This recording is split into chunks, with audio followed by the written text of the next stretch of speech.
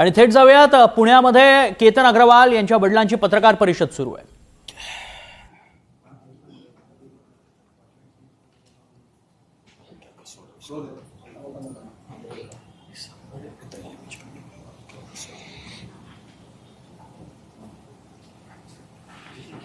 कल एक महीना होने वाला है केतन जाने के बाद, तो इस तरह से पूछताछ शुरू है और आपकी क्या मांग है?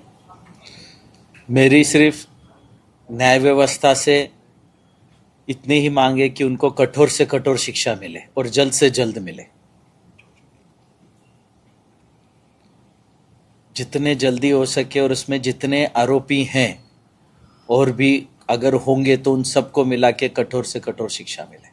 पुलिस के अभी तहकीकात शुरू है और कितना भरोसा है आपको पुलिस के ऊपर, और आपने प्रधानमंत्री को भी लेटर लिखा था, क्या बताएंगे उसके बारे में?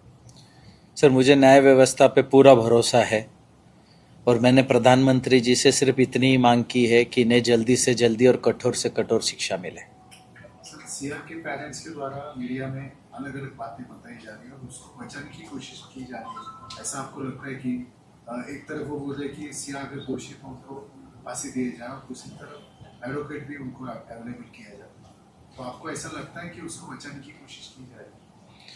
सर, न्याय व्यवस्था जो काम कर रही है और जितना अच्छे से काम कर रही है, मुझे न्याय व्यवस्था पे भरोसा है कि उनको शिक्षा 100% मिलेगी। सिर्फ मेरी इतनी है कि उनको जल्द से जल्द मिले।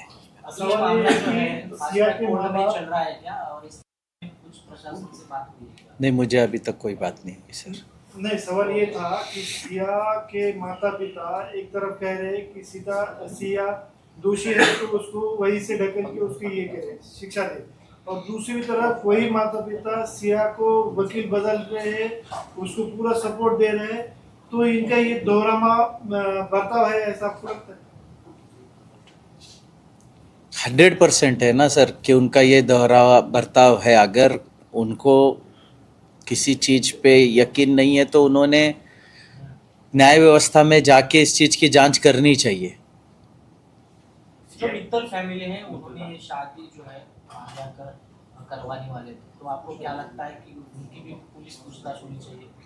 जी, 100% उनकी भी, नरेंद्र जगन्नाथ मित्तल व रेणु नरेंद्र मित्तल की, इन दोनों की भी इसमें पूछताछ होनी चाहिए।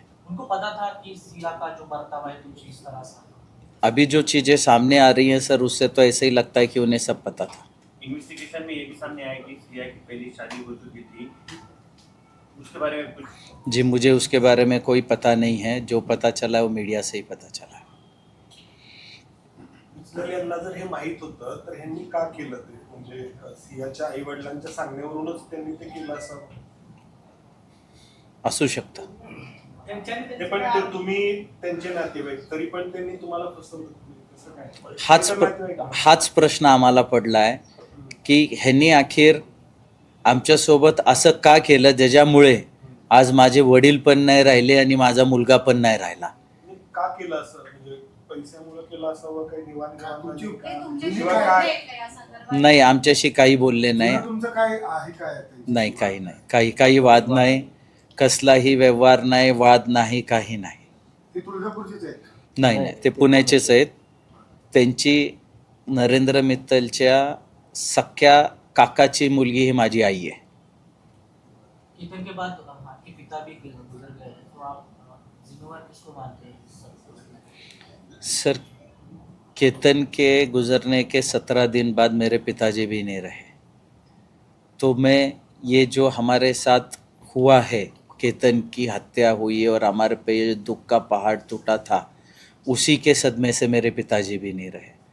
तो जो केतन के हत्या में जवाबदार होंगे वही उसी के लिए जवाबदार होंगे। सिया के माता पिता एक तरफ बोल रहे हैं कि अगर उसमें सिया दोषी है तो उसको भी फांसी की सजा होनी चाहिए, और दूसरा कि आप इसको कैसे देखते हैं जो वो बात कर रहे हैं उसको? नहीं सर, अभी वो किस हिसाब से बात कर रहे हैं मुझे पता नहीं है, लेकिन ये तो दिख रहा है कि ये दोगलापन है उनका। एक तरफ एक बोल रहे हैं, एक तरफ एक बोल रहे हैं। सर, 2 वेळा हा प्रकार त्याच्या झाला। पोलीस कस्टडीमध्ये असं दिसतंय की हे काय एखाद्या घटना संतापात घडते, पण हा प्रयत्न 3-4 वेळा होत आहे. त्याच्यापूर्वी ते केलं. म्हणजे हे षडयंत्र आहे, क्लिअर कट असं एकूण तपासात तुम्हाला समजलं. लक्षात आलं? षडयंत्रामध्ये फक्त सिया आहे, त्याची फॅमिली की हे नरेंद्र मित्तल आहे, तर त्यांना कोणी आणखी सुपारी दिली? कारण शेवटी हा सगळा आर्थिक सगळा डोलार बघता त्याच्यात काही वेगळा संशय वाटतो का तुम्हाला? सर असू शकतो, पर तो तपासाचा भाग आहे, मला सांगू नाही शकत मी, पर असू शकतो अजून पण कोण त्याच्यात. 2 वेळेस याबद्दल सुद्धा असा प्रकार झाला होता, तुमच्या लक्षात आलं होतं का? नाही, आमच्या लक्षात नाही आलं होतं सर. सांगितलं होतं म्हणजे मित्तल आणि तुम्ही कधीपासून तुमचे म्हणजे नातेवाईक, तर तुम्ही सांगितलं नातं आहे, कधीपासून? माझ्या आई वडिलांच्या लग्नापासून. त्यांची ती बहीण आहे ना, सख्खी चुलत बहीण आहे, तर त्यांच्या लग्नापासून म्हणजे मी जन्मल्यापासून त्यांना मामा म्हणूनच ओळखतो. यांचा काय बॅकग्राऊंड आहे मित्र साहेबांचा? मित्तल साहेबांचा मार्केट यार्डमध्ये तेलाचं दुकान आहे, हे तेल विकतात. तुमचे तेल काही व्यापारी. व्यावसायिक संबंध म्हणजे नाही, कसले व्यावसायिक संबंध नाही. त्यांचे काही होते असं तुम्हाला आढळलं का? ते आता त्यांचे मला माहित नाही. त्याचे वडिलांचे आणि त्यांचे काही हो, पर ते दोघं म्हणजे नाही भाऊजी मेहना ना, सक्का मेहना. सख्या मेहनाची मुलगी आहे. त्यांचं ते नातं- रेणू मित्तलचा सक्का भाऊ आहे प्रवीण गोयल. त्या नात्यातून त्यांनी हे लग्न जोडून दिलं.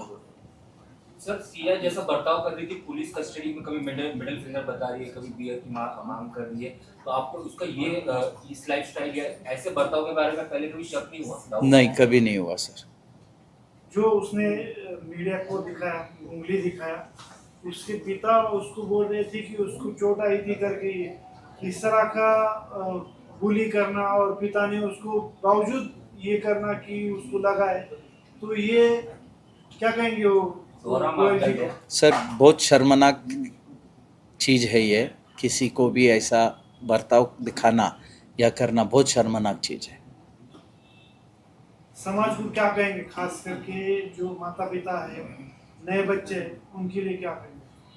सर मैं पूरे समाज से यही विनती करूंगा हाथ जोड़ के कि सब अपने बच्चों के तरफ ख्याल रखें, उनको वो कहाँ जा रहे हैं, कहाँ आ रहे हैं, क्या कर रहे हैं, उस पर ध्यान रखें, उनको अच्छी परवरिश दें ताकि और कोई केतन अग्रवाल ना बने और किसी माँ बाप का बच्चे की हत्या ना हो.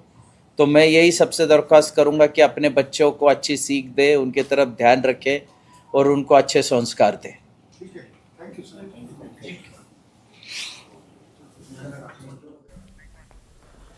अजून कोणाचाही केतन होऊ नये हीच प्रार्थना, असं केतनचे वडील म्हणाले. सियामुळे माझा मुलगा आणि वडीलही राहिले नाहीत. आमच्या कुटुंबावर दुःखाचा डोंगर कोसळला होता आणि 17व्या दिवशीच वडिलांचंही निधन झालं. केतनच्या पाठोपाठ माझे वडीलही गेले, असं केतनच्या वडिलांनी म्हटलंय. केतन अग्रवालच्या हत्येला 1 महिना पूर्ण होतोय. कॉन्ट्रॅक्ट किलिंग विष प्रयोगाबाबत कुठलीही माहिती नसल्याचंही केतन अग्रवालच्या वडिलांनी म्हटलंय.